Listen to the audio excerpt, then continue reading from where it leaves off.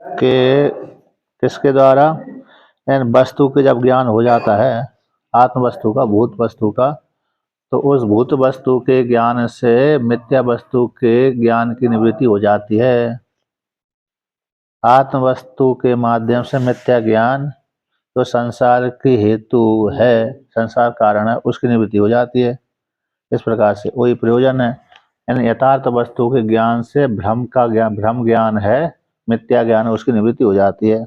इसलिए जो ब्रह्म ज्ञान है अर्थ वाला होता है, सिद्ध वस्तु का जो ज्ञान होता है वो अर्थ वाला होता है, अर्थवत्तम देखे जाता है। जैसे क्रिया, अरे क्रिया के द्वारा को क्रिया अर्थ वाली होती है, क्रिया कैसी होती है, अर्थ वाली होती है। उसी प्रकार से भूत सिद्ध वस्तु का ज्ञान भी अर्थ वाला होता है। जैसे रस्सी के ज्ञान से क्या हो जाता है, सर पर भ्रम की निवृत्ति हो जाती है। उसी प्रकार से ब्रह्म ज्ञान से अविद्या रूप भ्रम की निवृत्ति हो जाती है, अविद्या की निवृत्ति हो जाती है। ऐसा वर्णन किया। दरवाजा खोले थोड़ा, दरवाजा, हाँ तो लाठी बग गई। एक अब वाक्य आता है नए को लेकर के, निषेध परक वाक्य को लेकर के विचार आता है। भगवान भास्कर अनेक प्रकार के मतों को उठा करके यहाँ पर खंडन करते हैं कि इदानीं वेदांता नाम निषेध वाक्यात सिद्धार्थ परत्वम इतिहा।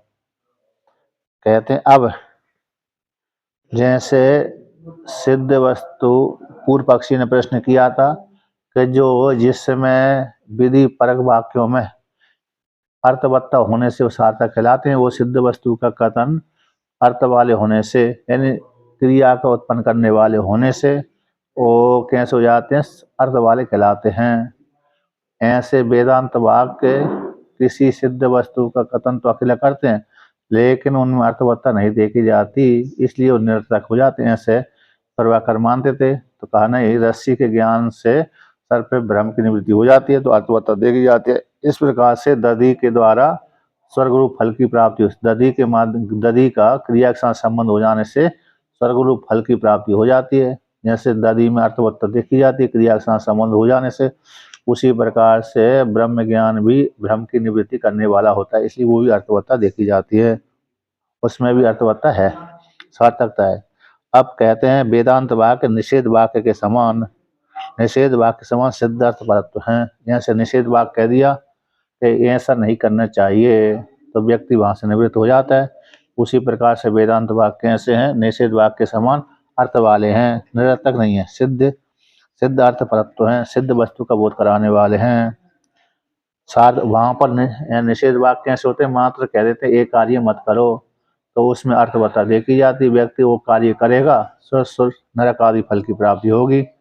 अब उस व्यक्ति ने वो कार्य नहीं किया तो नरक आदि फल की उसकी प्राप्ति नहीं हो पाती।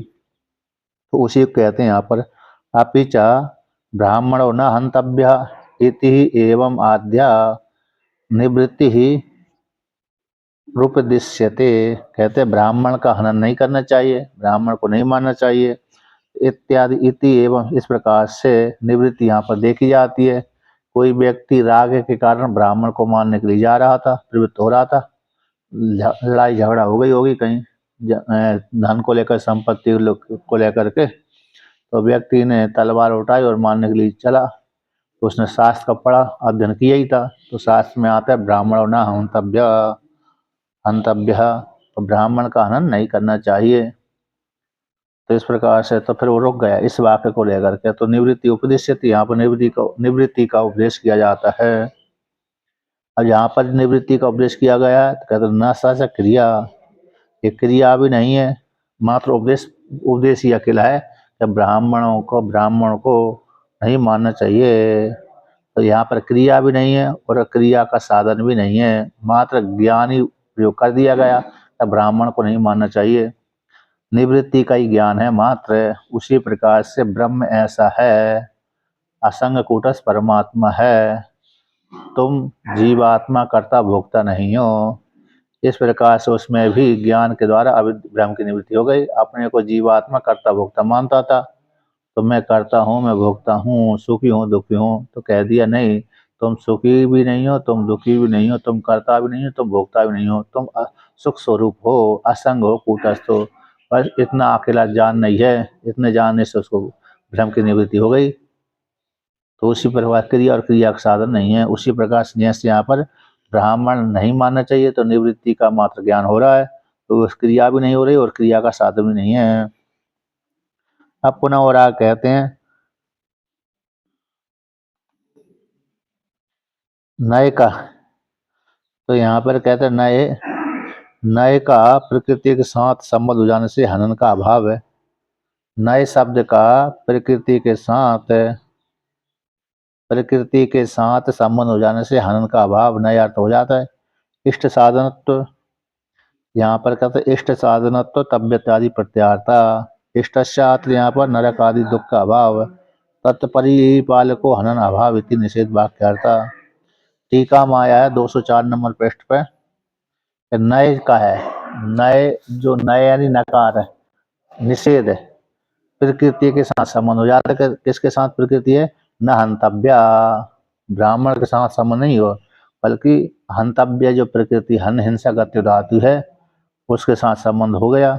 तो प्रकृति के साथ संबंध हो जाने से हनन का अभाव हो गया। नए शब्द का अर्थ क्या हो गया? हनन नहीं करना चाहिए। इष्ट साधनत्व आदि प्रत्यार्थ है, हंतव्य हनन करना चाहिए। तो इष्ट साधनत्व जो साधन देखा गया तब इत्यादि प्रत्यार्थ है, यानी कोई ना कोई वस्तु प्रयोग करना चाहिए, तो हनन का निषेध कर दिया, हनन नहीं करना चाहिए।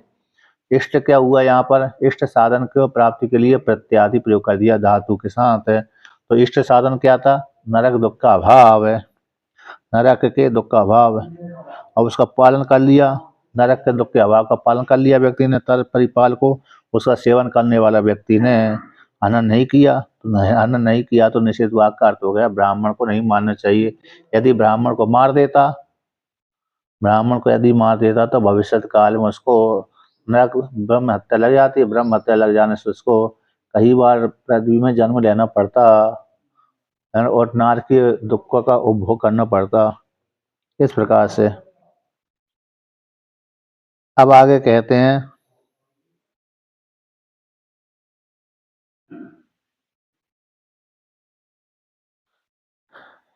यहाँ पर वर्णन करते हैं कि आगे कहते हैं न क्रिया का साधन, जो निषेध परक निवृत्ति मात्र यहाँ पर उपदेश कर दिया।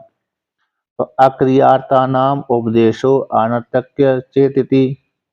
अब पूर्व पक्षी कहते हैं जो क्रिया के साथ संबंध नहीं होता, अक्रियार्था वाले वाक्यों का, क्रिया परक वाक्यों का तो उपदेश सार्थक हो जाता है, फल वाले होते हैं, किंतु अक्रियार्थक वाले वाक्यों का उपदेश अनर्थम इति, अनर्थ है, व्यर्थ है इति चेत, ऐसा कहो।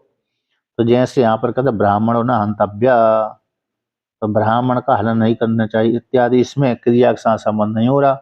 मतलब कैसे नहीं हो रहा? कि इसमें कोई विधि वाक नहीं, विधि से प्रेरित नहीं है।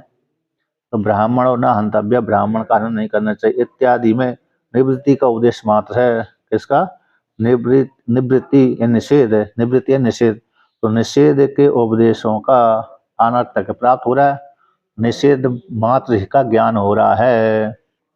तो पूर्व पक्षी प्रश्न करता है कि जो क्रिया वाले वाक्यों का उपदेश अनर्थक है, इति चेत, अनर्थक चेत, अनर्थक की प्राप्ति हो रही यदि, तो ब्राह्मण नहीं हनन करना चाहिए। तो यहाँ पर निर्देश निवृत्ति उपदेश वाले वाक्यों का अनर्थकम प्राप्तम, तो कहते हैं ऐसी प्राप्त हो जाने पर तच्चा अनिष्टम, वह इष्ट नहीं है। तच्चा अनिष्टम, वह इष्ट नहीं है। क्यों नहीं इष्ट? मतलब यहाँ पर यदि कोई कहे कि अक्रियार्थक वाक्यों का, जो क्रिया परक नहीं है, ऐसे वाक्यों का उपदेश व्यर्थ हो, उपदेश उपदेश कैसा व्यर्थ हो, क्योंकि जो उपदेश है, ये वाक्य जो उपदेश किया गया है कि ब्राह्मण का हनन नहीं करना चाहिए, इसमें निवृत्ति के उपदेश वाले वाक्यों का अनर्थक की प्राप्ति हो रही है। ऐसी प्राप्ति हो जाने पर सिद्धांति कहता है ना, ऐसी बात नहीं है, एक वाक्य ऐसा प्रयोग करना ठीक नहीं है। अनर्थ होना यानी व्यर्थ हो जाना ठीक नहीं है। तो पूर्व पक्षी सिद्धांति पूजा क्यों नहीं है? न च स्वभाव प्राप्त हंति अर्थ अनुरागेण नयः शक्यम अप्राप्त क्रियार्थम कल्पितुम हनन क्रिया निवृत्ति औदासीन व्यतिरेकेण। क्योंकि व्यक्ति कैसा स्वभाव से किससे स्वभाव से प्राप्त हंती अर्थ के अनुराग से नए के साथ संबंध हो जाता है।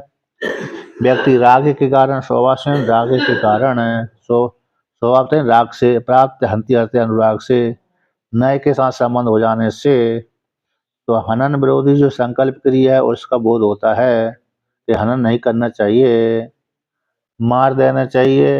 ये तो हनन की विरोधी नहीं हुई है, किंतु हनन विरोधी हो गई न हंतव्या, हनन नहीं करना चाहिए। ऐसी हनन विरोधी संकल्प क्रिया का ज्ञान होता है। तो यहाँ पर कहते हैं कैसे कि जो स्वभाव से प्राप्त राग के द्वारा हंती अर्थ के अनुराग से नए के साथ संबंध हो जाता है। तो नए के जो अप्राप्त कहते हैं अप्राप्त क्रियार्थम कल्पना करने के लिए शक्य नहीं है। जो अप्राप्त यदि कहते प्राप्त नहीं है, अप्राप्त यानी प्राप्त नहीं है, ऐसे क्रिया के साथ कल्पना करने की शक्य नहीं है। यानी पहले ब्राह्मण मारने के लिए प्राप्त नहीं हुआ था, अब इसको मार देना चाहिए, ऐसा अप्राप्त। बल्कि ऐसा शास्त्र नहीं कहता कि ब्राह्मणों को मारना चाहिए, है ना। पहले ब्राह्मण नहीं मारना चाहिए, ये अप्राप्त था। तो अप्राप्त की कल्पना करने की शक्य नहीं है। जो अप्राप्त क्रियार्थम प्राप्त नहीं है ऐसे क्रिया के साथ संबंध, ऐसी कल्पना करने की शक्य नहीं है। बल्कि ब्राह्मणों न हंतव्य इत्यादि वाक्य तो हनन क्रिया को, जो हनन क्रिया थी हंतव्य यानी हनन करना मारना, उसकी निवृत्ति उदासीन के बिना, हनन क्रिया की निवृत्ति की उदासीन के बिना और दूसरा कोई कार्य उसका नहीं रहता। क्योंकि व्यक्ति राग के माध्यम से लड़ाई झगड़ा के कारण से ब्राह्मण को मारने जा रहा था। हनन क्रिया ने हनन क्रिया थी, हनन क्रिया नए के साथ संबंध हो जाने से, निषेध के साथ संबंध हो जाने से उस निषेध वाक्य ने ऐसा बोल दिया कि तुम नहीं मत मारो। तो हनन क्रिया निवृत्ति के हनन क्रिया का निषेध, निषेध क्यों होगा, उदासीनता भाव में चला गया, उदासीन। अब वो जो काम करने जा रहा था वो काम नहीं किया, जो काम करने जा रहा था वो काम नहीं किया, उसी को बोलते हैं उदासीन। हम जैसे बाजार जा रहा था व्यक्ति राग के द्वारा, कोई कार्य करने के लिए बाजार जा रहा था, तो किसी ने कह दिया तुम बाजार आज मत जाओ, तो उदासीन हो गया मतलब वो बाजार में नहीं गया। उसी प्रकार से ब्राह्मण को मारने के लिए जा रहा था, तो किसी ने कह दिया ब्राह्मण को नहीं मारना चाहिए, तो वो हनन क्रिया जो थी, मारने वाली जो क्रिया थी, उसकी निवृत्ति हो गई तो उदासीन रूप से युक्त हो गया। तो उदासीन के अलावा और दूसरा कोई उपदेश नहीं है। और दूसरे से ब्राह्मण अप्राप्त था, अप्राप्त क्रिया वाला था, ब्राह्मण मरने वाला नहीं था अथवा मारने वाला नहीं था, इसी उसके मारने के लिए जा रहा है, ऐसी कल्पना करने की शक्य नहीं है। पहले मारने के लिए प्राप्त नहीं हुआ था, जैसे स्वर्ग आदि पहले प्राप्त नहीं हुआ था, अब शास्त्र ने कह दिया ब्राह्मण को मार देना चाहिए, पर शास्त्र ने कह दिया कि नहीं मारना चाहिए, ऐसी कल्पना करने की शक्य नहीं है। बल्कि व्यक्ति राग से ही ब्राह्मण आदि को मार देता है। ब्राह्मण है, क्षत्रिय है, वैश्य, शूद्र आदि, जिस किसी को राग से व्यक्ति मार देता है। अब कोई राग से युक्त होकर के मार रहा था, लड़ाई झगड़ा के कारण मारता है व्यक्ति, कभी कभी लड़ाई के कारण, कभी कभी धन के लोभ के कारण, कभी कभी किसी कारण, चाहे स्त्री हो या पुरुष है, एक दूसरे को मार देते हैं। तो जब मार देते हैं तो वहां पर निषेध कर दिया कि भाई ऐसे मत करो, क्योंकि पहले मारने को प्राप्त नहीं हुआ था, अप्राप्त क्रिया वाला था, यानी मारने को प्राप्त नहीं हुआ था। फिर मारने के लिए कल्पना कर दी, मारने के लिए शास्त्र ने विधान कर दिया तो मारो, ऐसा कल्पना करने की शक्य नहीं है। बल्कि जो व्यक्ति राग से मारने के लिए प्रवृत्त हुआ था, उसको मात्र निषेध परक वाक्य कह देता तो मत मारो, तो निषेध वाक्य ने मात्र जो प्रवृत्ति थी उसकी निवृत्ति कर दी, तो व्यक्ति अपने आप ही उदासीन भाव से युक्त हो गया। इसलिए उक्त हो जाने से तो स्वभाव से प्राप्त जो हंती अर्थ के अनुराग से नए के साथ संबंध हो जाने से, तो इसलिए उसको अप्राप्त क्रिया के साथ कल्पना करने की शक नहीं है। प्राप्त जो नए का राग से प्राप्त हनन क्रिया के साथ संबंध हो जाने से हनन क्रिया की निवृत्ति को छोड़ करके उदासीन स्वीकार करना ही अर्थ होता है उसका। मतलब कैसा है, उसका जो राग से प्राप्त हुआ था मानने वाला, उसका तो मानने वाली क्रिया के साथ संबंध होगा नए का, राग से प्राप्त हो रहा तो इसलिए नए का अर्थ कैसा स्वीकार कर लेना चाहिए, निषेध परक में ही उदासीन भाव में ही उसको अर्थ को स्वीकार कर लेना चाहिए नए का, और कोई दूसरा अर्थ नहीं है। अप्राप्त की प्राप्ति, अप्राप्त की प्राप्ति या तो अप्राप्त उसको प्राप्त करने ला, इस प्रकार से जैसे स्वर्ग आदि प्राप्त होता है, प्राप्त नहीं था, लौकिक के माध्यम से वेद के द्वारा प्राप्त हो जाता है, ऐसा ब्राह्मण आदि को मानना अप्राप्त नहीं था बल्कि राग से प्राप्त था वो तो। अब उसको नए समास ने नए ने निश्चित वर्ग वाक्य ने निवृत्ति मात्र कर दी। अब उसी को कहते हैं और आगे कहते हैं, उसी को और आगे वर्णन करते हैं।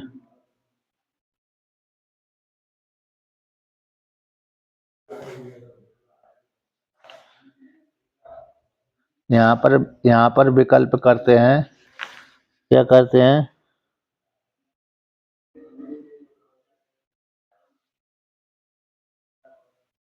यहाँ पर टीका आया है 205 नंबर पृष्ठ पे, जैसे उदास 30 पंक्ति उदासीन पुरुष का स्वरूप है, उदासीन पुरुष का स्वरूप हो गया, इन निवृत्ति हो गई पुरुष की। कहते हैं हनन क्रिया की निवृत्ति से उपलक्षित है, हनन क्रिया की निवृत्ति से उपलक्षित निवृत्ति औदासीन्यम।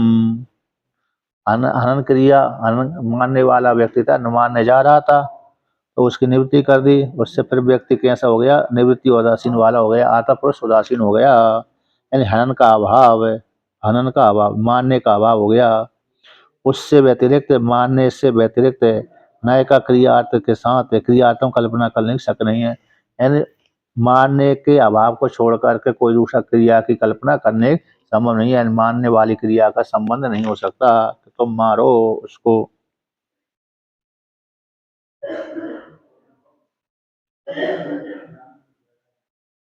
इसलिए मुख्य अर्थ को छोड़ करके, मुख्य अर्थ अभाव, यानी नए का अर्थ, नए का जब क्रिया के साथ संबंध होगा तो मुख्य अर्थ हो गया अभाव, उसको छोड़ करके नए, नए के अर्थ का मुख्य अर्थ को छोड़ करके दूसरा उसके विरोधी अर्थ लक्षणा के माध्यम से दूसरा अर्थ मानना ठीक नहीं है, अन्याय है। इसी निषेध वाक्य,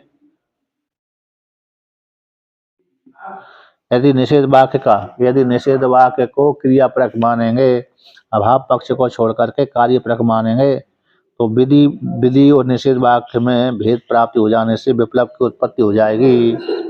यदि पूर्व पक्ष यहाँ पर सिद्धांत देते, यदि निषेध वाक्य को भी कार्यपरक मानते हैं, किसको, निषेध, जैसे विधि परक वाक्य को स्वर्ग के लिए जैसे कल्पना करते हैं, स्वर्ग प्राप्ति के लिए ऐसे कर्म करो, तो जैसे विधि वाक्य के समान ही निषेध वाक्य को मानेंगे, क्रियापरक मानेंगे, तो निषेध विधि और निषेध भेद का विप्लव की प्राप्ति हो जाएगी।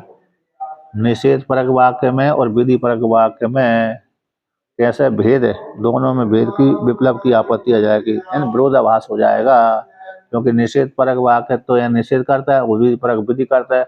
अब भाई, अब जब विधि परक वाक्य से विधि हो ही रही है तो निषेध परक वाक्य को भी यदि विधि परक मानते हैं तो फिर ठीक नहीं है, फिर क्या नहीं है, ठीक नहीं है, यानी उसको कहने की, फिर विधि परक वाक्यों को कहने की क्या आवश्यकता थी, विधि परक वाक्यों को बोलने की आवश्यकता नहीं थी, इसलिए निषेध परक से ही फिर काम चल जाता। किंतु दोनों के भेद में, दोनों के अर्थों में विरोधाभास, विपरीतता आ जाती, समझ नहीं बैठता। इसलिए निषेध परक वाक्य कैसे होते हैं, अभाव के बोधक होते हैं, उदासीनता के बोधक होते हैं।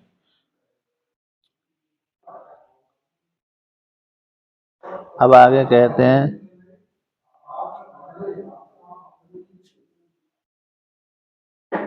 तो कहते हैं कि पूर्व पक्षी कहते हैं जैसे अभाव के समान, जैसे अभाव वाला वाक होता है निषेध परक होता है, कैसा होता है, अभाव परक जो वाक होता है निषेध कर देता है ऐसा उदासीन वाला होता है। अभाव परक वाक्य ऐसा उदासीन, ऐसा कार्य मत करो।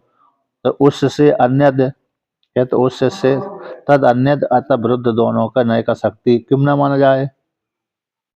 अभाव के समान ही जैसे अभाव शब्द निवृत्ति उदासीनता का वाचक होता है, उसी प्रकार से तद अन्यत अन्य भिन्न तद विरुद्ध, अन्न और विरुद्ध दो, अन्न और विरुद्ध ये दोनों का नय की शक्ति क्यों न माना जाए।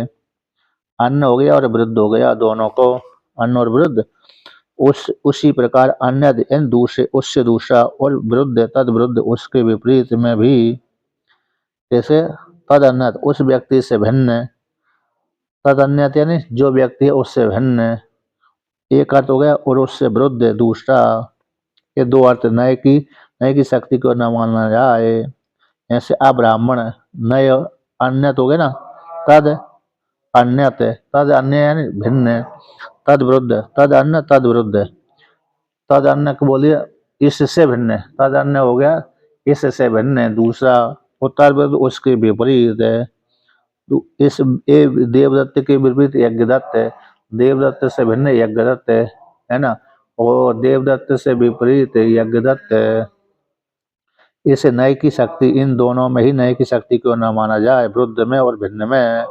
ऐसे अब्राह्मण, तो अब्राह्मण उससे ब्राह्मण शब्द कह दिया, आगे नय लगा दिया इन शब्द के साथ, फिर शब्द के साथ यदि नय का लगा दिया तो कह दिया अब्राह्मण। तो अब्राह्मण शब्द से क्या जाएगा, उससे भिन्न, ब्राह्मण से भिन्न क्षत्रिय का नाम हो जाएगा, वैश्य का नाम हो जाएगा, शूद्र आदि का नाम हो जाएगा, ब्राह्मण नहीं आएगा।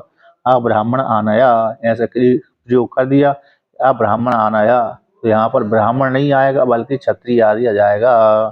अधर्म, अधर्म बोल दिया ऐसा, कहते धर्म नहीं आएगा, ना धर्म इति अधर्म, अब्राह्मण ना ब्राह्मण इति अब्राह्मण, तो ब्राह्मण नहीं है उसको अब्राह्मण कहते हैं, धर्म नहीं है उसको अधर्म कहते हैं, तो उससे भिन्न हो गया। इति प्रयोग लोक में देखे जाते हैं।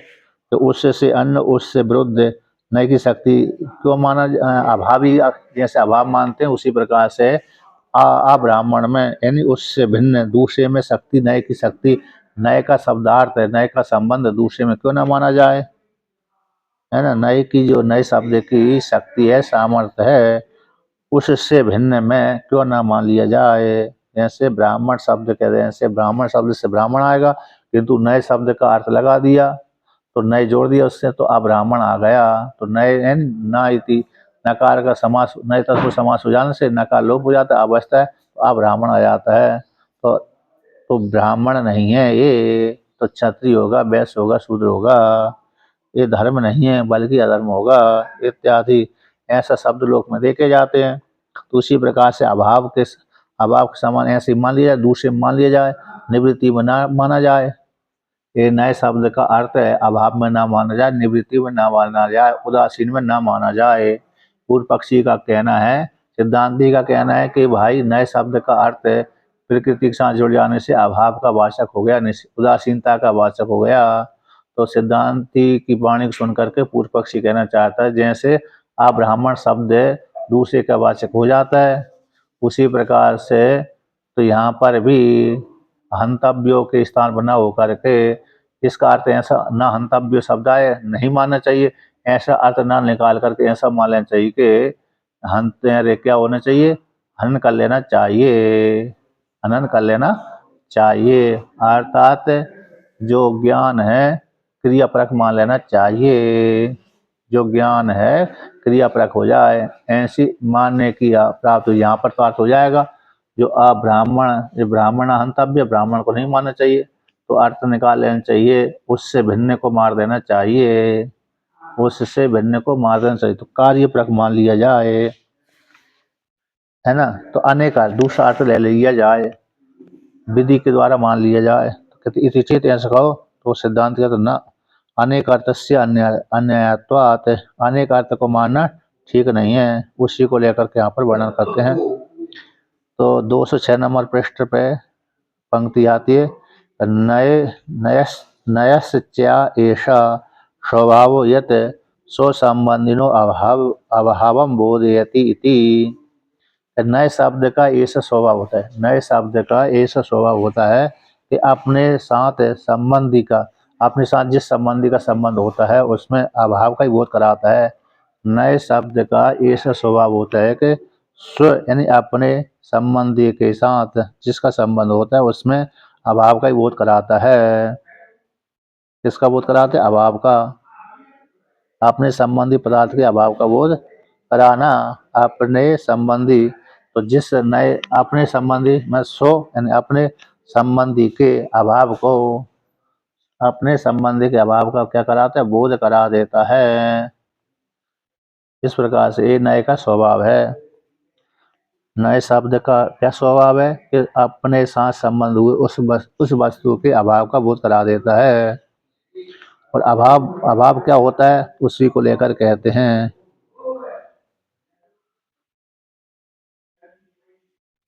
कहते हैं जैसे कि अभाव है,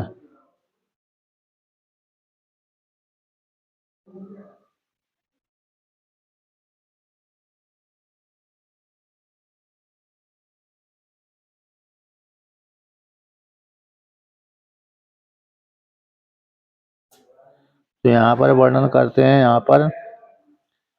यहाँ पर कहते हैं अभाव बुद्धि, अभावस अभाव बुद्धिश्च औदासीन्य कारणम।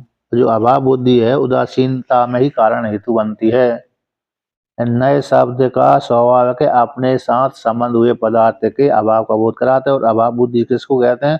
उदासीनता में ही हेतु बनती है, कारण बनती है। अभाव बुद्धि, जो अभाव ज्ञान होता है, बुद्धि यानी ज्ञान, वो उदासीनता में ही हेतु बनता है, कारण यानी हेतु।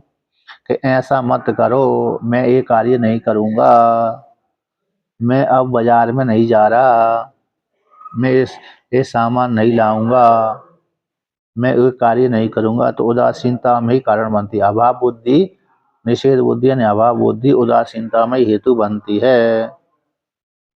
इस प्रकार से जब उदासीनता में बुद्धि बनती है उसी को दृष्टांत द्वारा समझाते हैं। उसी को क्या समझाते हैं? दृष्टांत के द्वारा समझाते हैं। कहते हैं साचा दग्ध ईंधन अग्निवत स्वयं एव उपसाम्यति। जैसे दग्ध ईंधन, अग्नि ने काष्ठ को जला दिया, लकड़ियों को जला दिया, तो अग्नि देवता ने जब लकड़ियों को जला देता है, इसके बाद और कोई लकड़ी नहीं बचती, तो जला अग्नि लकड़ी को जला करके स्वयं शांत हो जाती है। लकड़ी क्या करती है? अग्नि क्या करती है? लकड़ियों को जला करके दग्ध ईंधन यानी दग्ध हो गए ईंधन, जिससे अग्नि के द्वारा ऐसी अग्नि अब शांत हो जाती है, ईंधन को जलाकर शांत हो जाती है। उसी प्रकार से उसी प्रकार से कहते हैं जो अभाव बुद्धि है वो भी व्यक्ति को शांत कर देती है, उदासीनता में परिणत कर देती है। और ब्रह्म ज्ञान भी अविद्या को निवृत्ति करके शांत हो जाता है। ब्रह्म ज्ञान जो वृत्ति ज्ञान है वह भी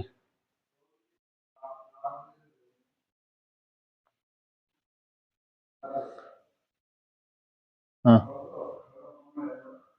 तो यहाँ पर कहते हैं, यहाँ निषेध को लेकर क्या कि जो कोई जा रहा था व्यक्ति राग से, लड़ाई झगड़ा के कारण जैसे झगड़ा हो जाते हैं गांवों में, शहरों में, कहीं भी, अब झगड़ा हो गया तो व्यक्ति ने अपनी रंजिश को समाप्त करने के लिए, मारने के लिए जा रहा था व्यक्ति। अब किसी ने कह दिया तुम मारो मती, तो मारोगे तो क्या हो जाएगा? तुमको नरक पुलिस पकड़ के ले जाएगी, जेल में डाल देगी, तो आपको कष्ट प्राप्त होगा। तो यहाँ पर तो नरक आदि फल की प्राप्ति हो रही है। लौकिक में क्या हो रहा है? उसको जेल में डाल दिया जाएगी, सैनिक उसको पकड़ के ले जाएंगे, सैनिक, और उसको जेल में, वो उसमें केस में डाल देंगे, कैद में कर लेंगे, है ना, और फांसी आदि की सजा सुना देंगे। तो ये उसने बोल दिया, अब उसको फांसी में नहीं चढ़ना है, जेल में के सैनिक नहीं, सैनिकों के हवाले नहीं करने हैं, तो फिर वो इस प्रकार के गलत कार्य नहीं करता। ठीक है ना? यदि गलत कार्य करेगा तो फिर पकड़ा जाएगा तो फिर कष्ट आदि होगा। तो इसने कह दिया। प्रणाम जी। किसने? द्रोणाचार्य किसने?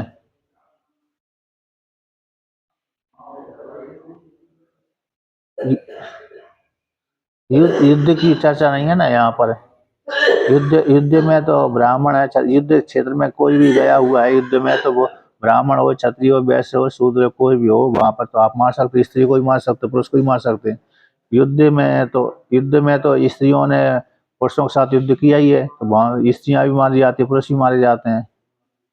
लेकिन स्वतंत्र जैसे राग पूर्वक जो मारता है, स्त्री को मारता है, पुरुष को मारता है, वहां पर निषेध है।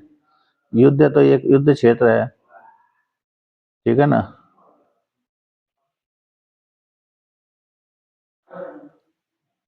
शुरू में ब्राह्मण, फिर बाद में कर्म के अनुसार उनकी नहीं, ब्राह्मण देखो, जो ब्रह्मा जी से उत्पन्न हुए वो ब्राह्मण भी हुए थे, क्षत्रिय उत्पन्न हुए थे, वैश्य भी उत्पन्न हुए थे, शूद्र भी उत्पन्न हुए थे। ब्रह्मा जी ने भेद कर दिया कि जो मुख से उत्पन्न हुए तो उनको ब्राह्मण संज्ञा दे दी, अच्छा भुजाओं से उत्पन्न हुए क्षत्रिय क्षत्रिय संज्ञा दे दी, जो मेरे गुरु से पैदा हुए, यही तो है और क्या। वेद तो ऐसे ही बोलता है, और कौन सी। कभी कभी फिर कर्म को लेकर के सतयुग में सीधा कर्म प्रधान हो गया था, कर्म को लेकर के अरे ब्राह्मण क्षत्रिय हो गए थे। बहुत से ब्राह्मण क्षत्रिय बने, जिन्होंने राज करने लगे वो क्षत्रिय संज्ञा उनकी हो गई थी। अब बहुत से क्षत्रिय तपस्या करने के लिए जंगल में चले गए, तो उन्होंने भी ब्राह्मण संज्ञा उनकी हो गई। बहुत से ऋषि होते हैं, जैसे जो मेधातिथि है और क्षत्रिय के पुत्र कहलाए थे। मेधातिथि है, कण्व ऋषि है, कहाँ कण्व ऋषि है, जो और जन्नू ऋषि हैं, ये क्षत्रिय के घर में पैदा हुए थे। तो मेधातिथि भी क्षत्रिय घर में पैदा हुए थे, कण्व ऋषि भी क्षत्रिय घर में पैदा हुए थे, जन्नू ऋषि भी क्षत्रिय घर में पैदा हुए थे, लेकिन तपस्या के बल के प्रभाव से ये ब्राह्मण बन गए। और विश हाँ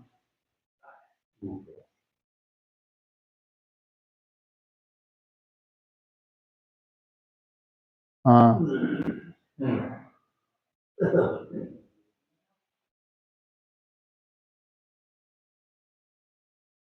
ब्रह्म ज्ञान है ना, अविद्या का नाश कर देता है, अज्ञान का नाश कर देता है, और फिर वो ब्रह्म ज्ञान जो वृत्ति ज्ञान था वो शांत हो जाता है। और जीवात्मा जो विद्वान है उसको अनुभूति बनी रहती है कि मैं ब्रह्म हूँ। फिर उसको भ्रम नहीं होता कि मैं कर्ता भोक्ता हूँ, जीवात्मा हूँ, कर्ता भोक्ता हूँ, ये भ्रम नहीं होता है, बल्कि असंग बनकर रहता है। जब तक जीवित रहेगा तब तक प्रारब्ध भोगेगा, इसके बाद फिर दोबारा उसका जन्म नहीं होता। उसकी मानसिक स्थिति ऐसी विद्वान की ऐसी रहती है कि मैं असंग कूटस्थ हूँ, परमात्मा हूँ, सुख दुख में सम हो जाता है। कभी कभी सुख दुख में विचलित भी होता है, लेकिन उसके अनुभूति में कोई परिवर्तन नहीं होता है। अनुभूति मतलब कौन सी अनुभूति, मतलब मैं ब्रह्म हूँ, ये अनुभूति में अभाव नहीं होता है। बल्कि ऐसे कभी लड़ाई झगड़ा करता हुआ विद्वान दिखता है, वो तो अविद्यालय इसको कारण होता है। लेकिन उसके मन में जो स्थिति है, जैसे हमारी स्थिति मन में स्थिति बैठी है कि मैं पुरुष हूँ, मैं स्त्री हूँ, कभी भी वो हमको याद करने की जरूरत नहीं पड़ती मैं स्त्री हूँ, ये याद करने की जरूरत नहीं पड़ती मैं पुरुष हूँ, ये याद करने की जरूरत नहीं पड़ती।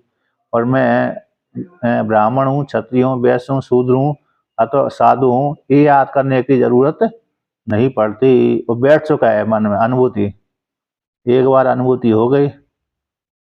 हाँ, उसी प्रकार से ब्रह्म ज्ञान हो गया, अविद्या की निवृत्ति हो गई। अब उसकी वो अनुभूति दृढ़ हो जाती है कि मैं ब्रह्म हूँ। ये अनुभूति नहीं गई तो वही दृढ़ ज्ञान है, वही है ना। और भ्रम ये नहीं होगा कि मैं कर्ता भोक्ता हूँ। अब जिसको लगता है कि नहीं मैं ब्रह्म नहीं हूँ, कर्ता सुखी दुखी हूँ, तो उसको दृढ़ ज्ञान नहीं हुआ, है ना। फिर उसको ज्ञान कैसे हुआ, परोक्ष ज्ञान हुआ है, बस इतना है। जो वृत्ति ज्ञान, हाँ, वृत्ति ज्ञान समाप्त हो जाता है, अनुभूति बनी रहती है। अब यहाँ पर निषेध जो परक वाक्य है, वो निषेध परक कैसे अभाव को बोधक है, यानी उदासीनता को ले जाता है। अभाव बुद्धि कैसे उदासीनता में हेतु होती है। दृष्टांत दे दिया, अग्नि जैसे ईंधन को जला करके शांत हो जाती, उसी प्रकार से अभाव जो बुद्धि है वह भी व्यक्ति को शांत कर देती है। निषेध परक वाक्य भी कैसे हो जाते हैं, निषेध शांत कर देते हैं। यानी उस व्यक्ति को जो क्रिया करने के लिए जा रहा था, मानने आदि के लिए जा रहा था, उसको शांत कर देते व्यक्ति। अब आगे कहते हैं,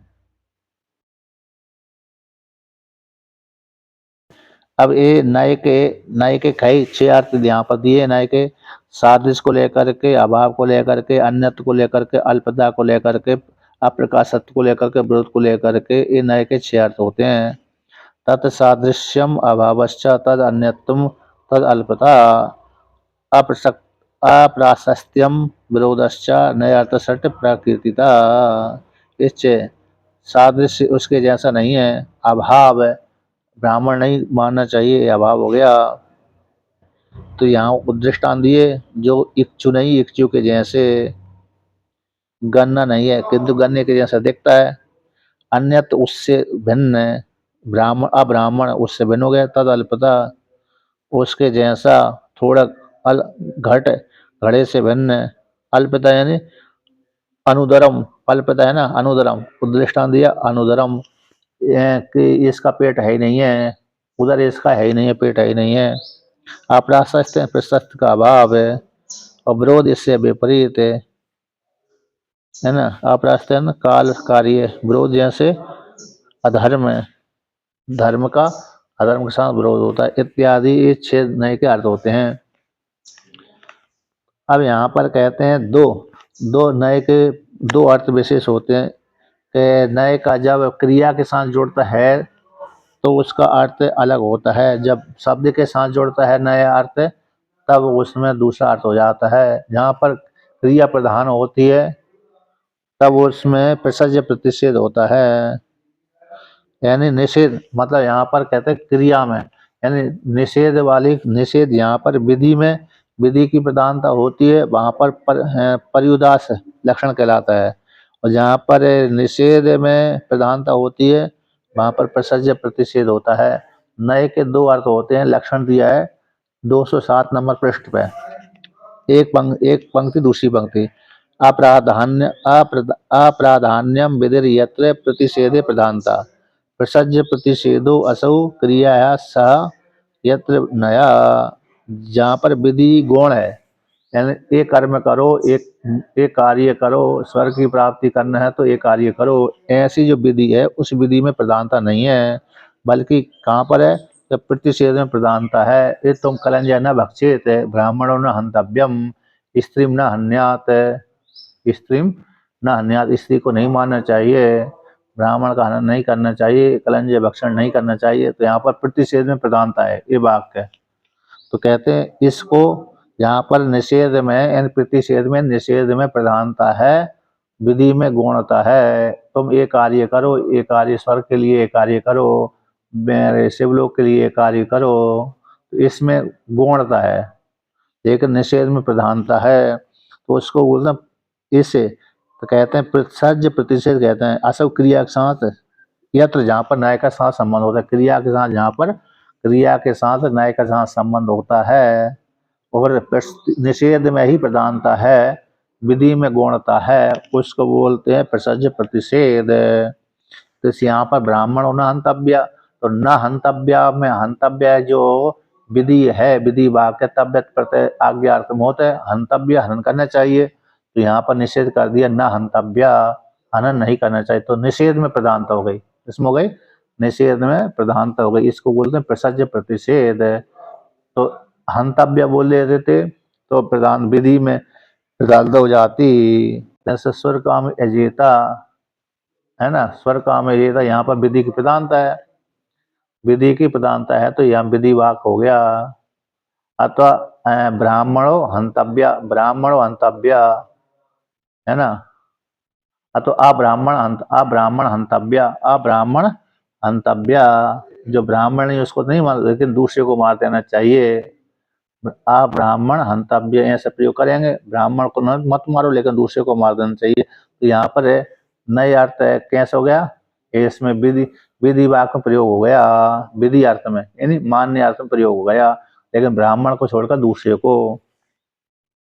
तो कहते हैं दूसरा, अरे किसका, जो पर्युदास लक्षण है नय का, तो प्रधानम ही विधिर यत्र, प्राधान्यम ही विधिर यत्र प्रतिषेधो अप्रधानता पर्युदास सविज्ञेय यत्र उत्तर पदन्वय।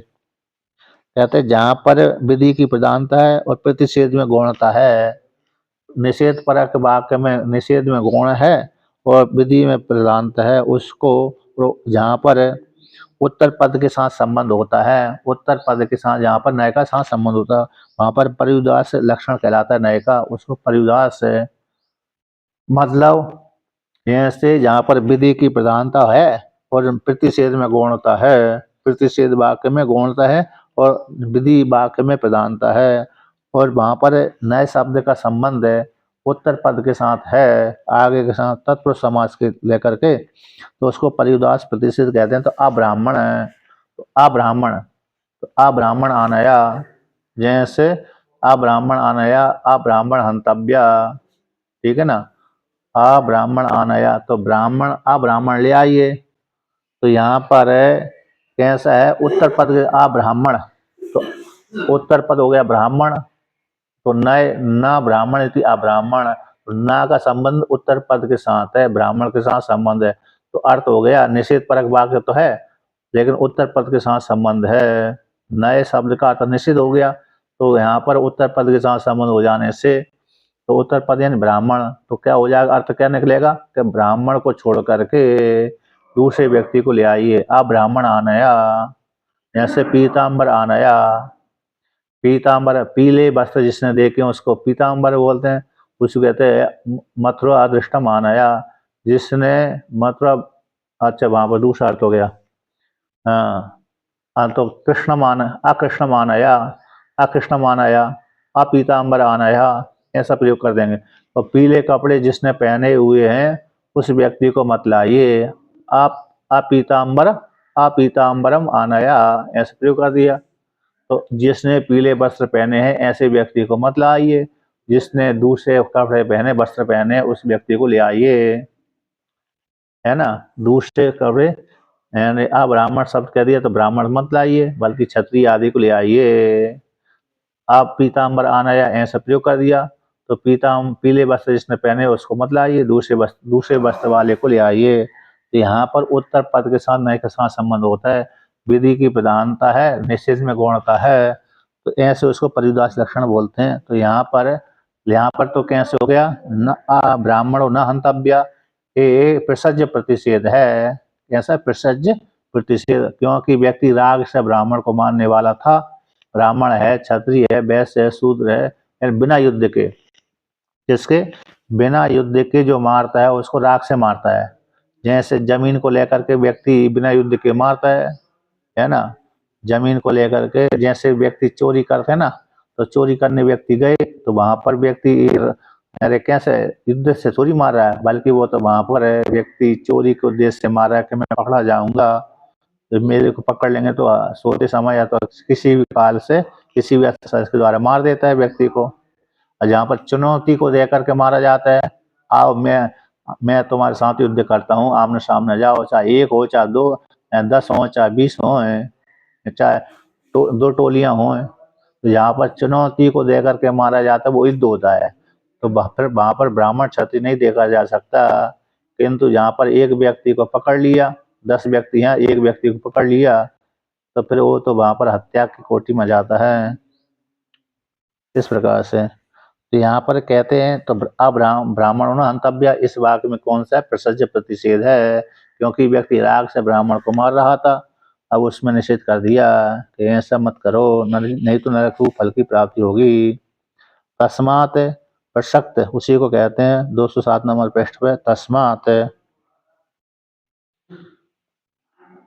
प्रसक्त क्रिया निवृत्ति, क्रिया निवृत्ति औदासीन्यम एवं, इसी हेतु से, किस हेतु से, इस कारण से क्योंकि जहाँ पर क्रिया की प्रधान, क्रिया कैसी होती है, निषेध परक जो वाक्य उदासीनता में हेतु होने के कारण है, अभाव का बोधक होने के कारण है ना। उस अभाव का बोध कराता हुआ व्यक्ति उदासीन भाव से स्थित करा देता है। जो व्यक्ति इस प्रकार से क्रिया कर रहा था अनिष्टता के लिए जा रहा था, ऐसा जिस कारण तस्मात् उसी हेतु से।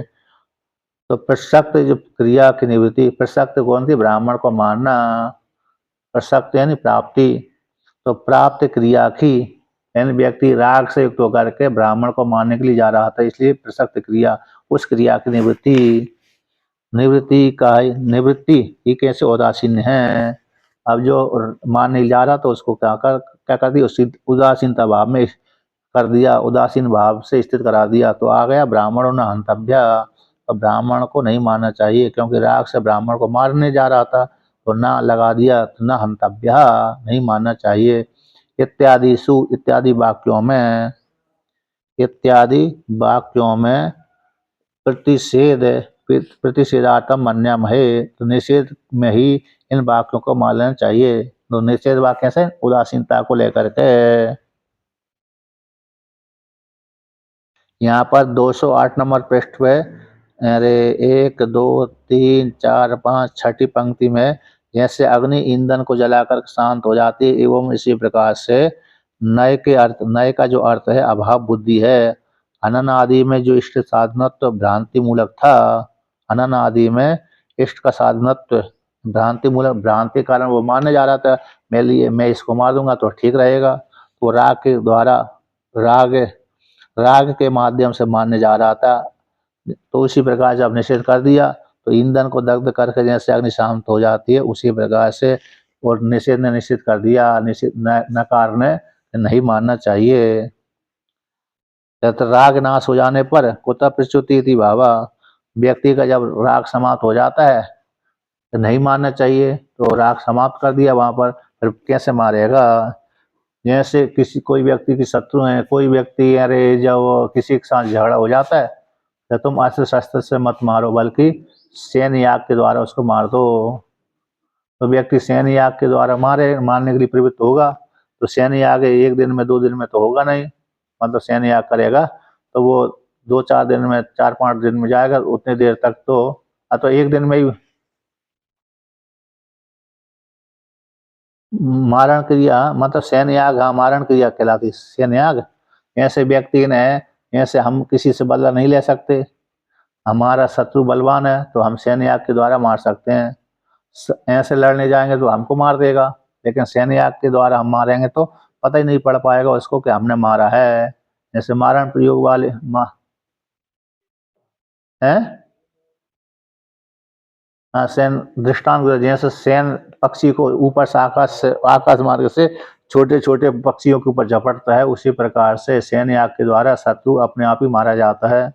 अब व्यक्ति सैन्य याग के द्वारा शत्रु को मारने के लिए प्रवृत्त होगा, जैसे आज झगड़ा हुआ, तो आज झगड़ा हुआ तो हमको अब उससे बदला लेना है, उसको मारना है, किस प्रकार से मारें। तो यदि ऐसे सामने लड़ेंगे, आमने सामने लड़ेंगे तो हम मारे जाएंगे, हम कमजोर हैं, तो हम यज्ञ करेंगे, यज्ञ करने के माध्यम से उसको मार देंगे, और धीरे धीरे से 8-15 दिन में उसकी दुर्घटना आदि हो जाएगी, मर जाएगा। ये सैन्य याग होता है। तो व्यक्ति सैन्य याग के लिए जब प्रवृत्त हुआ, तो 1 दिन के बाद, 2 दिन के बाद, तो उसका राग, वो उसका जो क्रोध था शांत हो गया। कैसे हो गया? क्रोध शांत हो गया। तो क्रोध शांत हो जाने से फिर वो कहता पर मारने के लिए प्रवृत्त नहीं होता।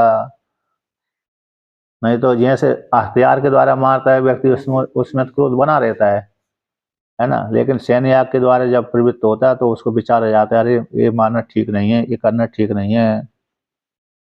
इसलिए कहते हैं राग के नाश होने पर प्रच्युति, कैसे प्रच्युति होगी? राग से प्राप्त जो क्रिया थी वो राग के नाश हो जाने पर स्वयं शांत हो जाती है।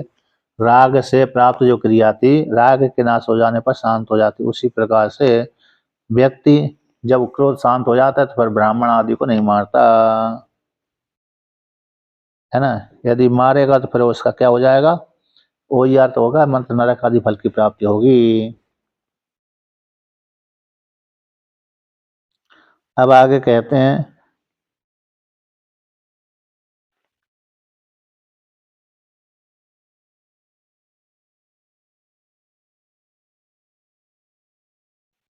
अब आगे वर्णन करते हैं यहाँ पर।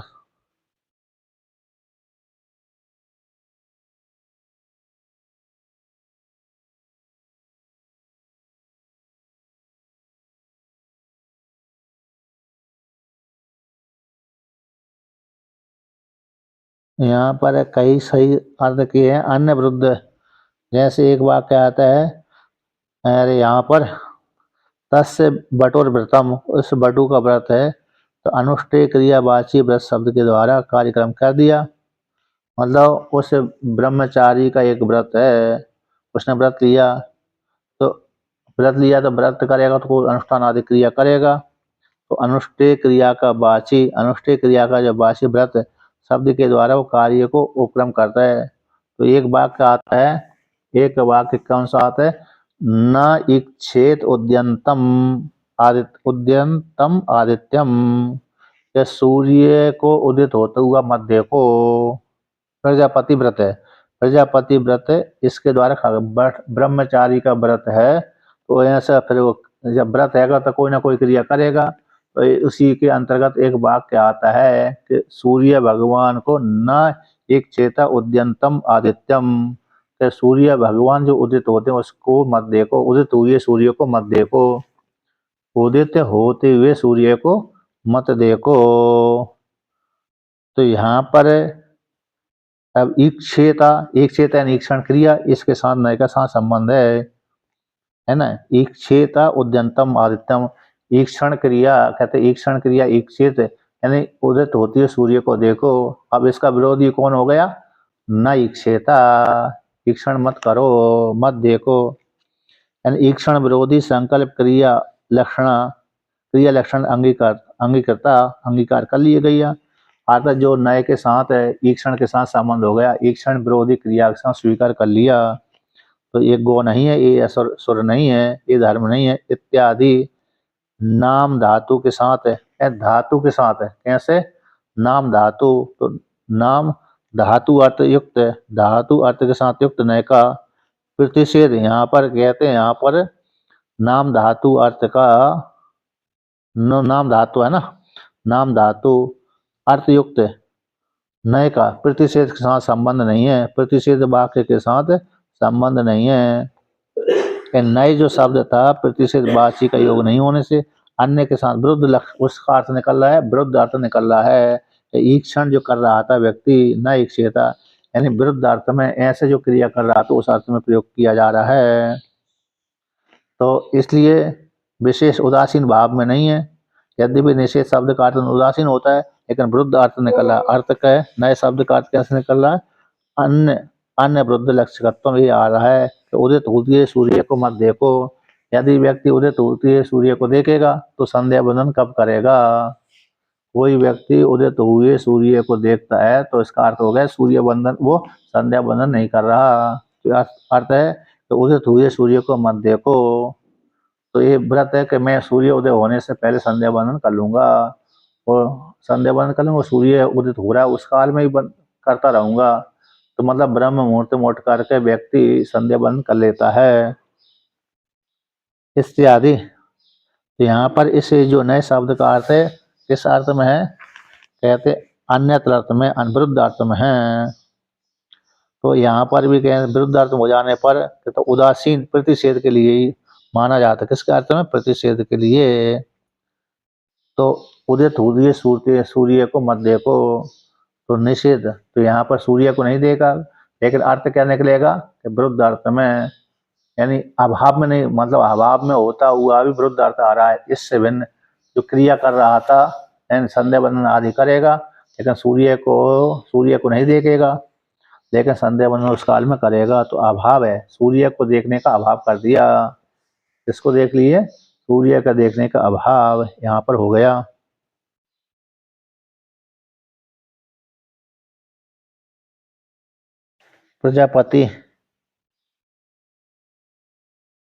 प्रजापति आदि व्रतों से अन्यत्र अभाव में ही, कहते हैं अभाव में ही नयार्थ का मन्यमय यहाँ पर किया है।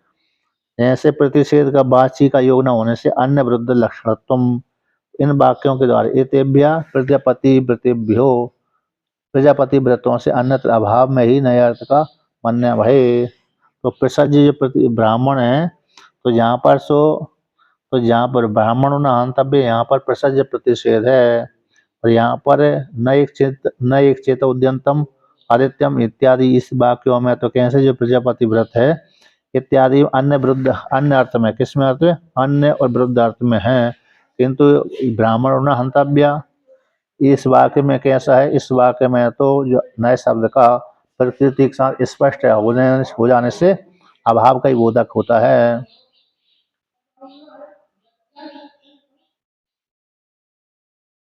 इस प्रकार से वर्णन किया। तो इत्यादि ब्राह्मणों न हंतव्य इत्यादि वाक्यों में तो प्रतिषेध के लिए ही मन्यमय हम मानते हैं। प्रतिषेध मतलब उदासीनता भाव में ही। अब उसी को आगे बढ़ा, अन्यत्र प्रजापति व्रतादिभ्या, यानी 210 नंबर पृष्ठ पे भाष्य में, प्रजापति से भिन्न प्रजापति व्रतादिभ्यो अन्यत्र, जैसे प्रजापति व्रत में तो वृद्ध अन्य वृद्ध अर्थ में प्रयोग किया गया कि सूर्य उदित होते हुए सूर्य को मत देखो, इस प्रकार से उदित होती है सूर्य को तो मत देखो, भिन्न अर्थ में अन्य अर्थ में। तो इससे भिन्न तो जो ब्राह्मण न हंतव्य, तो ये में जहाँ पर जो नए है प्रकृति के साथ संबंध हुआ है, यहाँ पर किसमें प्रसज प्रतिषेध में है, यानी अभाव का वादक है, अभाव का वाचक है, नए शब्द है, इस प्रकार से उसी को कहते हैं। तस्मात् पुरुषार्थ अनुपयोगी उपाख्यान आदि भूतार्थ बाद विषयानाम अनर्थक्यम अभिधानम दृष्टव्यम। पुरुषार्थ का उपयोगी न होती हुए पुरुषार्थ अनुपयोगी उपाख्यान आदि भूतार्थ बाद विषयों का अनर्थक्यम अभिधानम दृष्टव्यम। यहाँ पर जो वाक्य आया है तस्मा शब्द से क्या लेना चाहिए, जहाँ पर पुरुषार्थ के उपयोगी नहीं है, ऐसे उपाख्यान आदि जो इस वाक्य में कहा गया था, आमनायस्य क्रिया तत्वात्, आमनायस्य क्रिया तत्व अनर्थकम तद अनर्थानाम इत्यादि वाक्यों में जो भूतार्थवाद आए थे, उन्होंने कहा कि जो क्रियावाचक शब्द नहीं है, क्रियावाचक नहीं है, तो वे क्रियावाचक न होने से, विधि वाक्य न होने से व्यर्थ हो जाएंगे, भूतार्थ सिद्ध वस्तु को खत्म करने से व्यर्थ हो जाएंगे। तो यहाँ पर उनके लिए कहा गया जो पुरुषार्थ के उपयोगी नहीं है, ऐसे पुरुषार्थ के उपयोगी नहीं जो उपाख्यान आदि, ऐसे भूतार्थवाद को विषय करने वाला ये सूत्र है। यानी जो पूर्व मीमांसा का जो सूत्र आया है, उसमें आया तो आमनायस्य क्रिया तत्व अनर्थकम तद अतद अर्थानाम। तो वहां पर कहा था कि जो विधि परक वाक्य ही वेद भाग है, जो क्रिया को बोध नहीं कराते, सिद्ध ब्रह्म वस्तु को बोध कराते हैं, है ना, ब्रह्म वस्तु का बोध कराते हैं, वो वेद भाग नहीं है, वो तो अर्थवाद वाक्य है। तो सिद्धांति ने कहा न, जो पुरुषार्थ का उपयोगी नहीं है, ऐसे ब्रह्म ज्ञान तो पुरुषार्थ का उपयोगी है, ब्रह्म ज्ञान तो कैसे पुरुषार्थ का उपयोगी है, किंतु जो सामान्य है, राजा की कहानी है, राजा की कहानी, देवता किसी देवता आदि कहानी है, सोम शब्द है, सामान्य सप्तमती पृथ्वी, 7 दीपों वाली पृथ्वी इत्यादि जो पुरुषार्थ की उपयोगी नहीं है, इत्यादि वाक्य जो पुरुषार्थ के उपयोग नहीं, मात्र भूतार्थ वस्तु का बोध करा रहे हैं, वो ही ऐसे वाक्य ही अनर्थक हैं, क्योंकि वो पुरुषार्थ के उपयोग नहीं। किंतु जो आत्मज्ञान है, अविद्या का नाश करने वाला होने से पुरुषार्थ का उपयोग है, इसलिए वो अनर्थ नहीं है, ये सिद्ध किया। ठीक है ना, इसको आगे फिर कल करेंगे।